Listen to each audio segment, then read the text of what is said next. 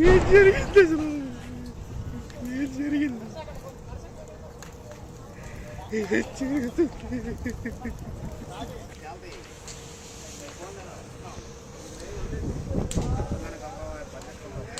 ప్రభువైన యేసుక్రీస్తు వారి నామంలో మీ అందరికీ వందనాలు.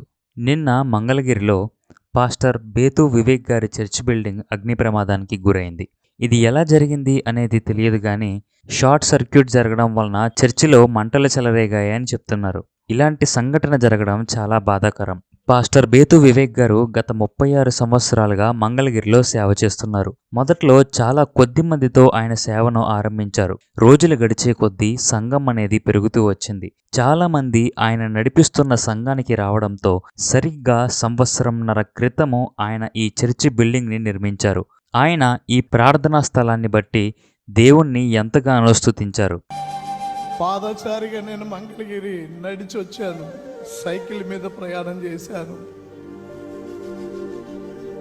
18 రోజులు నా కుమారుడితో ఇక్కడికి వచ్చి ఈరోజు ఈ పట్టణానికి ఆశీర్వాదాలు అందించే ఇలాంటి దాన్ని దేవుడు ఈ అలుపుడు ద్వారా ఇచ్చినందుకు దేవునికి స్తోత్రం. ఇది నేను కట్టాను అనే పదం నా నోట్లో పొరపాటుని కూడా రాదు. ఎందుకంటే కట్టడానికి మనం ఎవరమండి?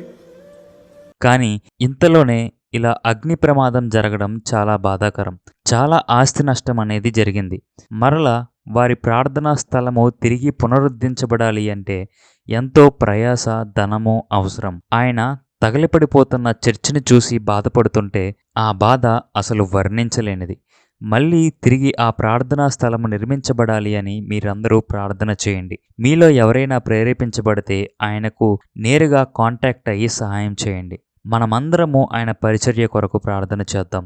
తిరిగి వారి ప్రార్థనా స్థలము నిర్మించబడే వరకు వారి సంఘస్థులు దేవుణ్ణి ఆరాధించడానికి ఏదైనా స్థలం దొరికేలాగా ప్రార్థన చేద్దాం. తిరిగి వారు బలమైన పరిచర్య ప్రారంభించేలా మీ అనుదిన ప్రార్థనలలో జ్ఞాపకం చేసుకోనండి.